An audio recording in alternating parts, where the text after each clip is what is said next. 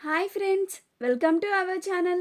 Brahmamudi serial next ఎపిసోడ్లో ఏం జరగబోతోందో ఈ వీడియోలో చూసి తెలుసుకుందాం. అనామికని బెదిరించిన కావ్య అసలేం జరిగింది అని తెలుసుకోవడానికి ఈ వీడియోని స్కిప్ చేయకుండా ఎండ్ వరకు చూసేయండి. కోర్టు నుంచి తిరిగి రాగానే ధాన్యలక్ష్మి బాధపడుతూ ఉంటుంది.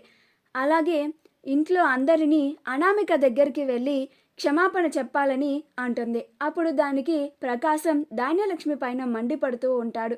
ఆ తరువాత రాజ్ ధాన్యలక్ష్మికి నచ్చ చెబుతూ ఉంటాడు. కావ్య కూడా అలానే మాట్లాడితే ధాన్యలక్ష్మి కావ్య వాళ్ళ కుటుంబం పైన మండిపడుతూ ఉంటుంది. అప్పుడు స్వప్న ధాన్యలక్ష్మి పైన మండిపడుతూ ఉంటుంది. ఈ నోరేదో కోర్టులో చూపించాల్సింది కదండి, ఇప్పుడు ఇంటికి వచ్చి మా పైన అరుస్తున్నారేమిటి అని అంటుంది. అప్పుడు ధాన్యలక్ష్మి, ఇప్పుడు నా బిడ్డని ఎలా కాపాడుకోవాలి, నా బిడ్డకి శిక్ష పడకుండా ఏం చేయాలి అని అంటుంది. అప్పుడు రాజ్, నువ్వు కంగారు పడకు పిన్ని, న్యాయం మన వైపే ఉంది, ఏదో ఒకటి చేసి మనం కళ్యాణ్కి శిక్ష పడకుండా చేద్దాం, మనమే కేసుని గెలుస్తాం కూడా అని అంటాడు.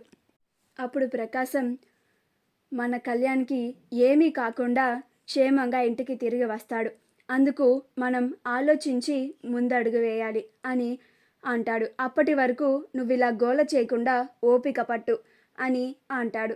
అప్పుడు ధాన్యలక్ష్మి బాధపడుతూ ఉంటుంది. అప్పుడు అపర్ణ ధాన్యలక్ష్మిని ఓదారుస్తూ ఉంటుంది. రాజ్ కావ్యలిద్దరూ అక్కడ నుంచి వాళ్ళ గదిలోకి వెళ్ళిపోతారు. ఆ తరువాత కావ్య ఆలోచిస్తూ ఉంటుంది. రాజ్ కూడా ఏం చేయాలి, సాక్ష్యాన్ని ఎలా సంపాదించాలి అని ఆలోచిస్తూ ఉంటాడు. అప్పుడు కావ్యకి ఒక ఉపాయం తడుతుంది. అప్పుడు కావ్య రాజ్తో, ఏవండి నేను ఇప్పుడే వస్తాను అని అంటుంది. అప్పుడు రాజ్, ఇప్పుడా, ఎక్కడికి కళావతి అని అంటాడు. అప్పుడు కావ్య, నేను అనామికతో వెళ్ళి మాట్లాడి వస్తాను అని అంటోంది. అప్పుడు రాజ్, అనామికతోనా, ఎందుకు కళావతి అని అంటాడు. నేను మీకు అన్నీ తర్వాత చెప్తానండి అని అక్కడి నుంచి వెళ్ళిపోతుంది. కావ్య అనామిక వాళ్ళ అమ్మ వాళ్ళ ఇంటికి వస్తుంది. అనామిక అక్కడే బయట కూర్చొని ఉంటుంది. కావ్యని చూసి రాగానే, ఏంటి, నీ మరిది కోసం నాకు క్షమాపణ చెప్పడానికి వచ్చావా అని అంటుంది. అప్పుడు కావ్య, అందుకు కాదు, నీకు ఒక జలకిద్దామని వచ్చాను అని అంటోంది. అప్పుడు అనామిక నవ్వి, ఏంటి, నాకా, నువ్వా అని అంటుంది. అప్పుడు కావ్య, నువ్వు నీ పుట్టింటి వాళ్ళ కోసం 10 లక్షల చెక్కుని దొంగతనంగా చేసి ఇచ్చావు.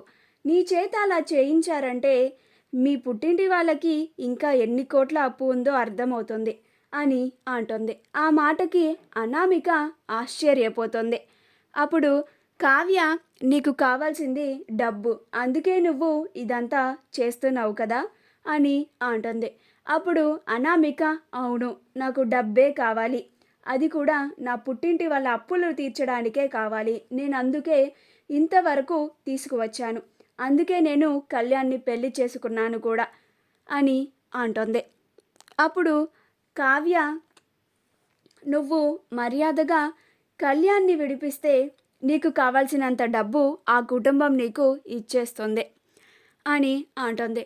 మా వీడియో కనుక మీకు నచ్చినట్లయితే లైక్ చేయండి, షేర్ చేయండి, మా ఛానల్ని సబ్స్క్రైబ్ చేసుకోండి, పక్కనే ఉన్న బెల్ ఐకాన్ని క్లిక్ చేయడం మాత్రం మర్చిపోకండి.